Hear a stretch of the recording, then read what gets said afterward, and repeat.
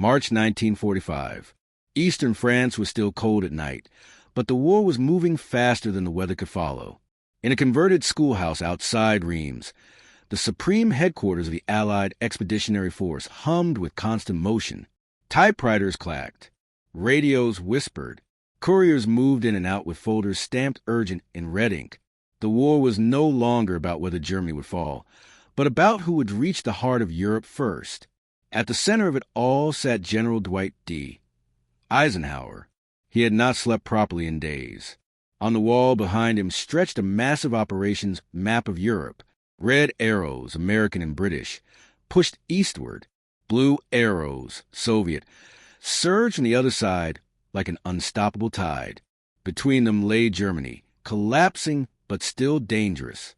Eisenhower stared at the map longer than usual, not because of Berlin, but because of Third Army. George S. Patton. Patton's red arrow was no longer behaving like an arrow. It was behaving like a blade. Third Army had crossed the Rhine faster than planned, then faster than authorized, then faster than anyone at SHAF had thought logistically possible. Entire German formations were dissolving before Patton's armored columns even made contact. Fuel shortages were supposed to slow him. They didn't. Supply bottlenecks were supposed to halt him. They didn't. German resistance was supposed to stiffen as the Allies entered the Reich. Instead, it shattered. Reports from Third Army headquarters arrived almost hourly now, each one more unbelievable than the last. Captured cities, overrun depots, prisoner counts in the tens of thousands, and always the same note at the bottom of the page. Advance continues. Eisenhower knew Patton well enough to understand what this meant. Patton was not racing for Berlin. Patton was racing through Germany, and that distinction mattered more than anyone realized. The report that crossed the oceans. At 0210 hours on March 28th, a coded cable left SHAF communications. It was not addressed to Patton. It was not addressed to Montgomery. It wasn't even addressed to Washington. The message went east, far east, across Poland, across devastated rail yards, across burned cities and frozen rivers. To Moscow, inside the Kremlin, Joseph Stalin was already awake. Stalin rarely slept more than a few hours at a time. War had taught him that history did not wait for rested men. On his desk lay intelligence summaries from across Europe. Red Army advances, German unit collapses, partisan activity behind enemy lines. But one report, newly translated into Russian, sat alone near his right hand. It was brief, clinical. American Third Army advances exceed projections. Patton's armored spearheads now estimated within 200 miles of Berlin. Rate of movement, unprecedented. Stalin read it once.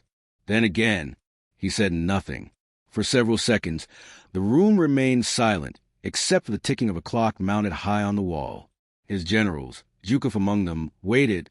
Stalin finally set the paper down. "Patton," he said slowly, not angrily, not surprised, thoughtfully. He had been watching Patton for months. Why? Patton worried Stalin.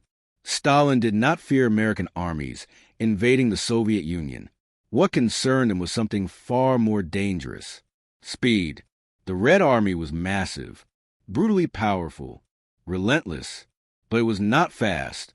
Patton was. Patton ignored pauses. He ignored perfect alignment. He ignored symmetrical fronts.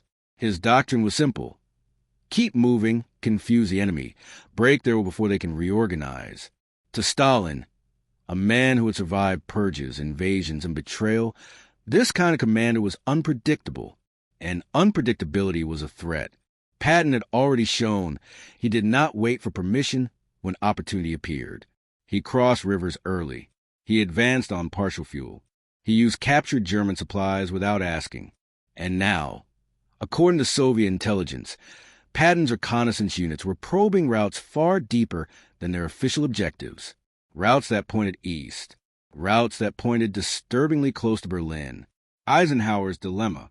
Back in Reims, Eisenhower was facing a problem no Allied commander had openly discussed. The war in Europe was almost over, but the peace had already begun to form, and it was fragile. Official Allied agreements placed Berlin in the Soviet zone. Everyone knew that, but war did not always follow paper agreements. War followed momentum, and Patton had momentum in abundance. Eisenhower trusted Patton as a battlefield commander. He did not trust him as a political instrument. Patton had opinions, strong ones. He had little patience for diplomacy, and he believed, rightly or wrongly, that the Western Allies should not stop simply because a line on a map said so. If Patton reached Berlin first, even accidentally, the consequences would be irreversible, not just militarily, politically, globally. Eisenhower understood this. Stalin understood it too. And somewhere between them stood George S. Patton, moving faster than both men could fully control. The word Stalin spoke. Stalin finally broke the silence in the Kremlin. "He is not stopping," he said. Zhukov looked up. "Comrade General Secretary?" "Patton," Stalin continued. "He does not know how to stop. That is why he is dangerous. That is why he is useful. And that is why he must be watched." He leaned back in his chair. "If the Americans wish to reach Berlin," Stalin said quietly, "this is the man they would send." No one argued, because everyone in the room knew it was true. March 29, 1945. Dawn had barely touched the fields of Western Germany when Third Army headquarters came alive. Engines rumbled. Maps were unrolled. Staff officers leaned over tables littered with coffee cups, greased pencils, and half-burned cigarettes. George S. Patton stood at the center of it all. He did not look tired. He never did. Patton's helmet rested on the corner of the table, its polished surface reflecting the web of roads and rivers beneath it. His gloved hands pressed firmly against the map, fingers spread wide over central Germany. This was not a defensive posture. This was a man deciding how far he could go before someone stopped him. Around him, his senior commanders waited. They knew this look. It was a look Patton wore just before he did something no one had authorized, but everyone would later be grateful for. The gap in the front. German resistance was collapsing faster than Allied intelligence could process. Entire Wehrmacht units were surrendering without firing a shot. Volkssturm formations, old men and boys, were melting into the countryside. Roads were clogged not with tanks, but with civilians dragging carts east and west, unsure where safety still existed. And between organized German resistance lines, something terrifying had appeared. A gap, a widening corridor of chaos stretching eastward. To Patton, it looked less like danger and more like an invitation.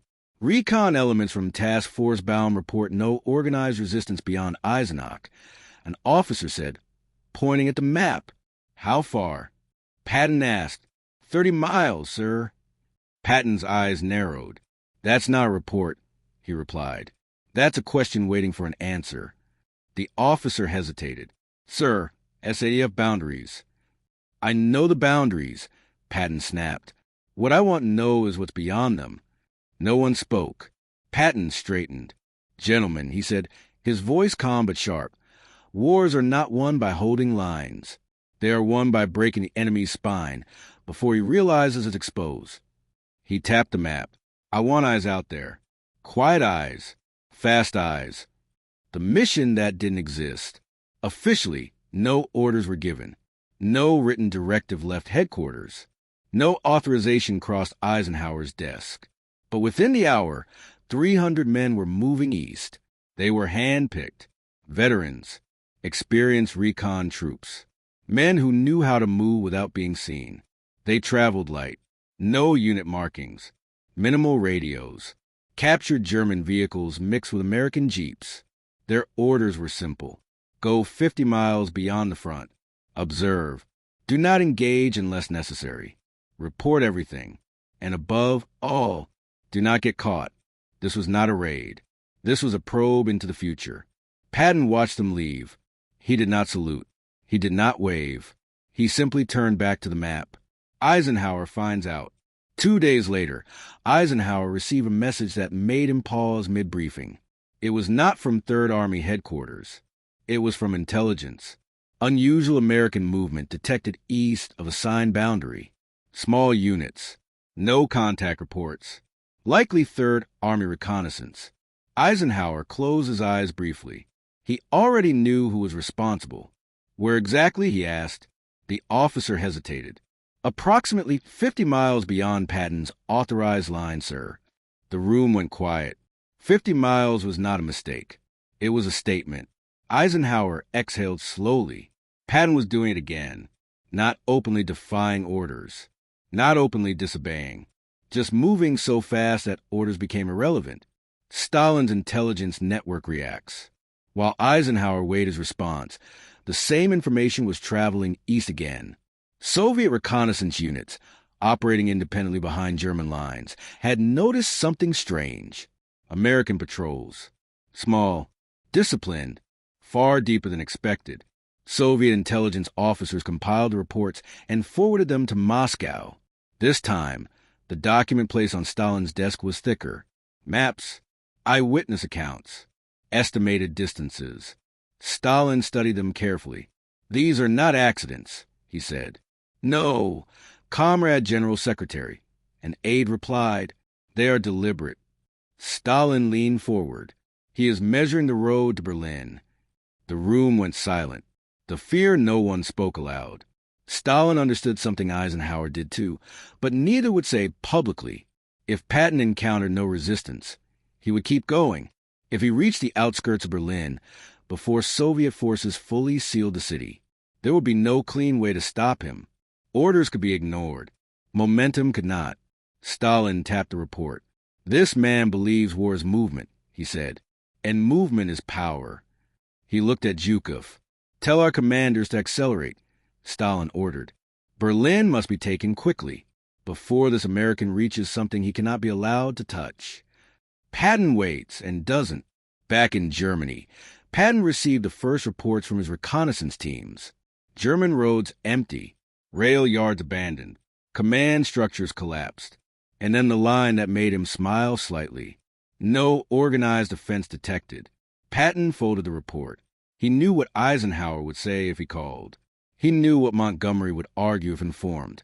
He also knew something else. Wars do not wait for committees. Patton looked at the map again. Berlin was still far away, but the road was open, and Patton had never been very good at stopping once the road appeared. Early April 1945. Supreme Headquarters Allied Expeditionary Force. Reims, France. The war room was quiet in a way that made generals uneasy. Not the silence of calm, but the silence before something breaks. Dwight D.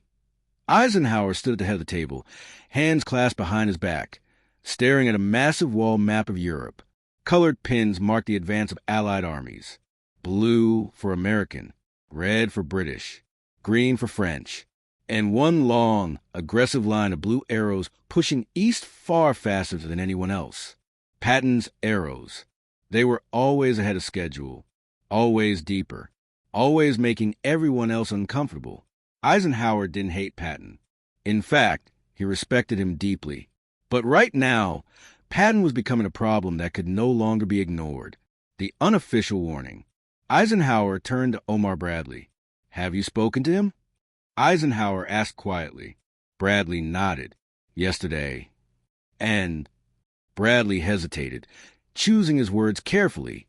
"He says he's only conducting reconnaissance. No intention of advancing beyond orders." Eisenhower almost smiled. "Almost. That's what he always says," Eisenhower replied. "Right up until the moment he's done something irreversible." Eisenhower walked closer to the map and pointed to the Elbe River. "This line," he said, tapping it twice, "is not just a military boundary. It's a political fault line." No one in the room argued. Everyone understood. Berlin lay beyond that line. And Berlin was no longer just a military objective. Berlin was a bargaining chip. Washington is watching. What Eisenhower didn't say out loud, but everyone sensed, was that Washington had started paying attention. Franklin Roosevelt was gone. Harry Truman was new, inexperienced, unbriefed on half the secrets running this war, and nervous. Truman relied heavily on Eisenhower's judgment, which meant Eisenhower could not afford chaos, especially not chaos with Soviet forces only days away from contact. A message arrived from Washington. Short, direct, Any developments regarding Third Army movements? Eisenhower read it twice. Then he folded it slowly. Yes, he muttered to himself. There are developments. Patton's staff grows uneasy. Meanwhile, 300 miles east, inside a commandeered German schoolhouse serving as Third Army headquarters, Patton's staff felt the pressure building. Colonel Hobart Gay, Patton's chief of staff, stood with a report in his hand. "Sir," he said carefully, "we're getting increased radio traffic from SHEF. They're concerned." Patton didn't look up. "They're always concerned." "Yes, sir," Gay replied, "but this feels different." Patton finally looked up. "How so?"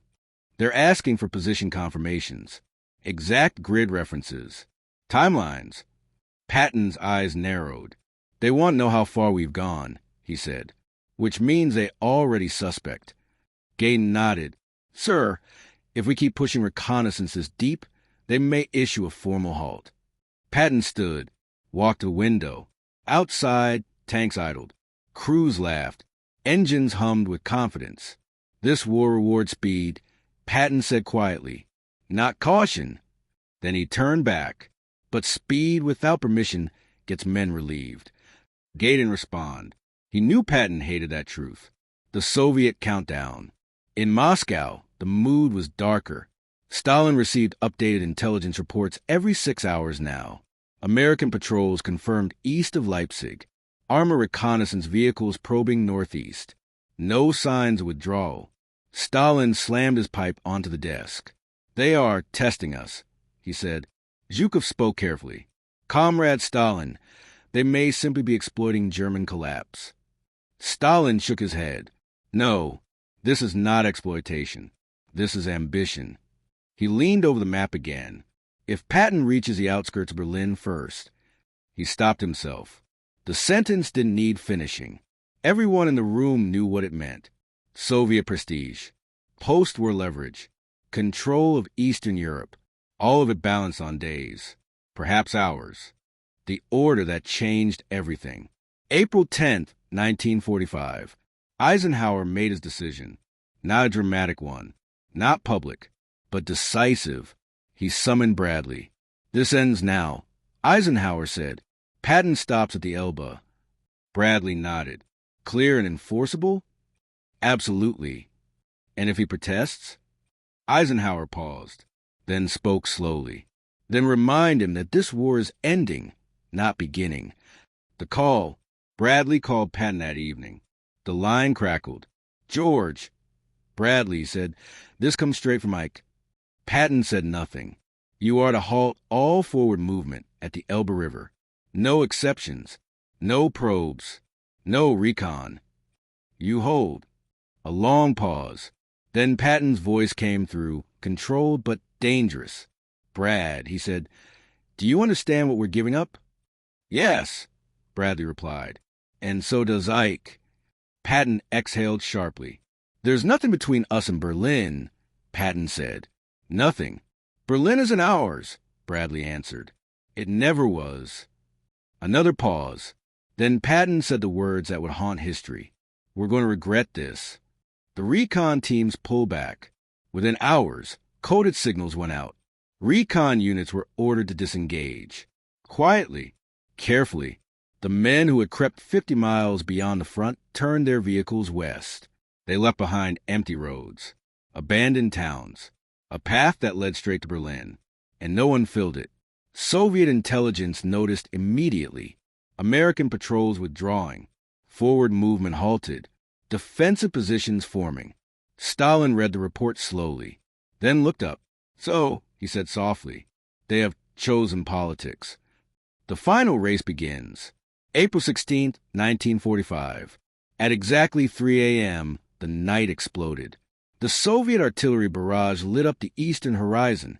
The Berlin offensive had begun. Searchlights cut through smoke. Thousands of guns thundered in unison.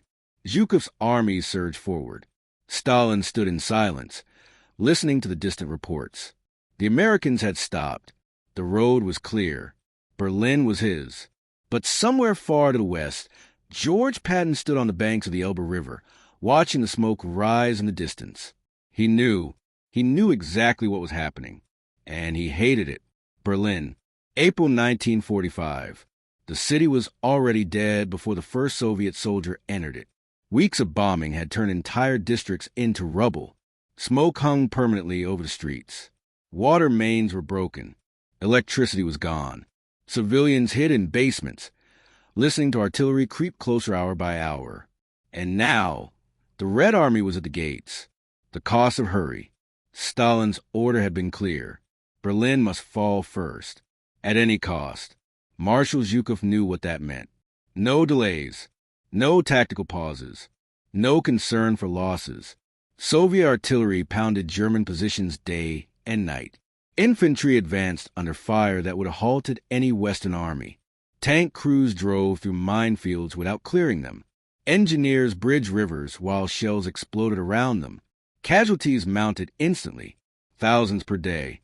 But Stalin was no longer thinking like a general. He was thinking like a ruler shaping the future. Berlin was not just a city. Berlin was legitimacy. Patton watches from the Elbe. 125 miles away, George S. Patton stood on the western bank of the Elbe River. His army was intact, supplied, fueled, ready. German units continued surrendering to him in massive numbers, sometimes entire divisions walking into American lines with white flags raised. Patton watched smoke rising from the east. He knew exactly what it meant. "They're dying for a city we could have taken in days," he muttered to his staff. Patton wasn't guessing. His intelligence officers had done the math. If Third Army had continued its advance, intact bridges, minimal resistance, collapsing enemy morale, Berlin could have been reached before Soviet forces completed their initial breakthroughs. But the order stood, "Hold," and Patton obeyed, angrily, reluctantly, but fully, because Patton understood something else too. Disobeying Eisenhower now wouldn't just end his career. It could start a war no one was ready to fight. April 30th, 1945. Berlin fell street by street, building by building, room by room. German defenders, old men, teenage boys, exhausted remnants, fought with desperation, not hope. Soviet casualties climbed into the tens of thousands. Then, on April 30th, Adolf Hitler committed suicide in his bunker. 2 days later, Soviet soldiers raised a red flag over the Reichstag. The photograph would become immortal, the symbolism absolute. Berlin belonged to the Soviet Union. Stalin got his prize, the handshake that froze the world. April 25th, 1945, Torgau, Germany. On a broken bridge over the Elbe River, American and Soviet soldiers met for the first time. They shook hands. They smiled. They posed for photographs. The war in Europe was effectively over. But something else had begun, because that handshake wasn't just a meeting of two armies. It was a drawing of a line that would harden into borders, into ideologies, into suspicion, into the Cold War. Stalin's private reflection. Weeks later, in Moscow, Stalin reviewed the final reports. Berlin taken, occupation zone secured, Eastern Europe under Soviet influence. But one detail lingered. Patton, the distance, the pace, the math. Stalin turned to Zhukov during a private meeting, and he asked a question no one else dared to say aloud. If Eisenhower had not stopped Patton, could the Americans have reached Berlin first? Zhukov hesitated, then answered honestly, "Yes, they were close, very close." Stalin said nothing at first. Then he lit his pipe. And finally, he spoke the line that would echo through history. "We are fortunate that Eisenhower is their commander and not Patton. One understands politics. The other understands only victory." This was not praise, and it was not an insult. It was relief. What that quote really meant. Stalin knew something terrifying. Eisenhower could be negotiated with. Eisenhower respected agreements. Eisenhower valued stability. But Patton? Patton would have kept going. Not for politics. Not for symbolism. But because the road was open. And Patton believed wars were won by momentum, not meetings. If Patton had taken Berlin, the post-war map would have changed. Soviet leverage would have shrunk. Eastern Europe might not have fallen behind the Iron Curtain. And Stalin understood that deeply. Who was right? Eisenhower believed, I would not sacrifice American lives for a purely political objective. And in April 1945, he was right. The war ended cleanly. The alliance held just long enough, but Patton believed, we're going to have to fight them sooner or later. And history proved him right too, because the alliance collapsed almost immediately. Berlin became divided. Germany split in two. Europe froze for 45 years. The Cold War began not with bullets, but with decisions. And one of those decisions was made on the banks of the Elbe. The final truth. This wasn't about who won Berlin. It was about who shaped the world after. Eisenhower ended the war. Patton foresaw the next one. And Stalin? Stalin knew exactly how close it came. 200 miles. 5 days. One decision. That's how close history came to going another way. Collapsing enemy morale. Berlin could have been reached before Soviet forces completed their initial breakthroughs. But the order stood, hold, and Patton obeyed, angrily, reluctantly, but fully, because Patton understood something else too. Disobeying Eisenhower now wouldn't just end his career. It could start a war no one was ready to fight. April 30th, 1945. Berlin fell street by street, building by building, room by room. German defenders, old men, teenage boys, exhausted remnants, fought with desperation, not hope. Soviet casualties climbed into the tens of thousands. Then, on April 30th, Adolf Hitler committed suicide in his bunker. 2 days later, Soviet soldiers raised a red flag over the Reichstag. The photograph would become immortal, the symbolism absolute. Berlin belonged to the Soviet Union. Stalin got his prize. The handshake that froze the world. April 25th, 1945. Torgau, Germany. On a broken bridge over the Elbe River, American and Soviet soldiers met for the first time. They shook hands. They smiled. They posed for photographs. The war in Europe was effectively over. But something else had begun, because that handshake wasn't just a meeting of two armies. It was a drawing of a line that would harden into borders, into ideologies, into suspicion, into the Cold War. Stalin's private reflection. Weeks later, in Moscow, Stalin reviewed the final reports. Berlin taken, occupation zone secured, Eastern Europe under Soviet influence. But one detail lingered. Patton, the distance, the pace, the math. Stalin turned to Zhukov during a private meeting, and he asked a question no one else dared to say aloud. If Eisenhower had not stopped Patton, could the Americans have reached Berlin first? Zhukov hesitated, then answered honestly, yes, they were close, very close.